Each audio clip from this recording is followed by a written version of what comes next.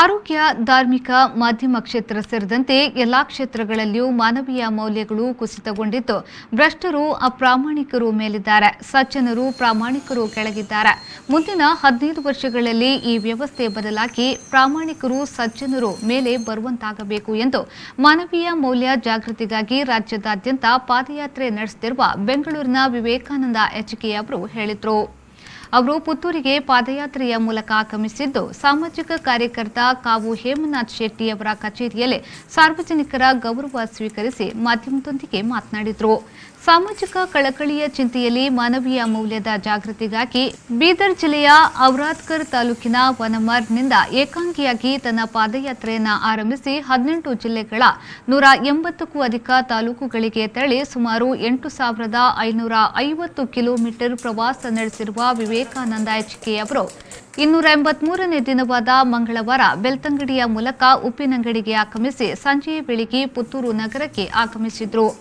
ಸಾಮಾಜಿಕ ಪರಿವರ್ತನೆಯ ಉದ್ದೇಶದೊಂದಿಗೆ ಈ ಜಾಥಾ ಆರಂಭಿಸಿರುವುದಾಗಿ ತಿಳಿಸಿದ ಅವರು, ಹರಪ್ಪ ಮೊಹೆಂಜೊ ಮೂಲಕ ಸಂಸ್ಕೃತಿ, ನಾಗರಿಕತೆ ಪಡೆದಿರುವ ಮನುಷ್ಯರು ಇದೀಗ ಮತ್ತೆ ಅನಾಗರಿಕತೆಯತ್ತ ಸಾಗುತ್ತಿದ್ದಾರೆ. ಇಂದು ಮನುಷ್ಯರಿಗೆ ಎಲ್ಲಾ ವಿಧದ ಸೌಕರ್ಯಗಳಿವೆ, ಆದ್ದರಿಂದ ಖುಷಿಯಿಂದ ಇರಬೇಕಿತ್ತು. ಆದರೆ ನೆಮ್ಮದಿ ಮತ್ತು ಆರೋಗ್ಯವನ್ನ ಕಳೆದುಕೊಳ್ಳುತ್ತಿದ್ದಾರೆ. ಹಣ, ಅಧಿಕಾರ ಮತ್ತು ಪ್ರಚಾರಕ್ಕಾಗಿ ಏನೂ ಮಾಡಲು ಸಿದ್ಧರಿದ್ದಾರೆ ಎಂದು ಹೇಳಿದರು. 2020 ನವೆಂಬರ್ 1ರಿಂದ ಬೀದರ್ ಜಿಲ್ಲೆ ಔರಾದ್ ತಾಲೂಕಿನ ವನಮಾರ್ಪಳ್ಳಿಯಿಂದ ಒಂದು ಪಾದಯಾತ್ರೆಯನ್ನು ಪ್ರಾರಂಭ ಮಾಡಿದೆ. 2020 ನವೆಂಬರ್ 1 ಅವತ್ತು ಕನ್ನಡ ರಾಜ್ಯೋತ್ಸವ.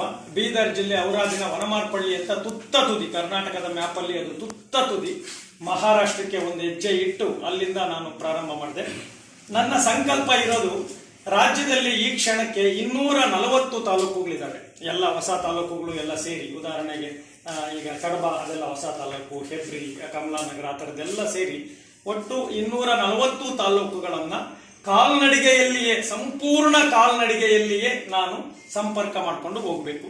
ಅದಕ್ಕೆ ಸುಮಾರು 450 ದಿನಗಳು ಬೇಕಾಗಬಹುದು. ಆಮೇಲೆ 12-12.5 ಸಾವಿರ ಕಿಲೋಮೀಟರ್ಗಳಾಗುತ್ತೆ ಅನ್ನೋದು ಒಂದು ಅಂದಾಜು.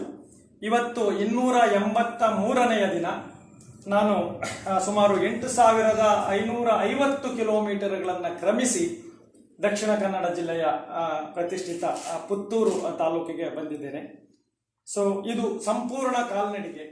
ಈ ಸಂದರ್ಭದಲ್ಲಿ ಜಿಲ್ಲಾ ಪಂಚಾಯತ್ನ ನಿಕಟಪೂರ್ವ ಸದಸ್ಯೆ ಅನಿತಾ ಹೇಮನಾಥ್ ಶೆಟ್ಟಿ, ಪ್ರಸಾದ್ ಪಾಣಾಜೆ, ನಗರಸಭೆಯ ಮಾಜಿ ಸದಸ್ಯರಾದ ಅನ್ವರ್ ಕಾಸಿಂ, ಇಸಾಕ್ ಸಾಲ್ಮರ, ಸ್ಥಳೀಯರಾದ ರೂಪೇಶ್, ರವಿಪ್ರಸಾದ್ ಶೆಟ್ಟಿ, ಕೊರಗಪ್ಪ ಗೌಡ ಮತ್ತಿತರರು ಉಪಸ್ಥಿತರಿದ್ದರು.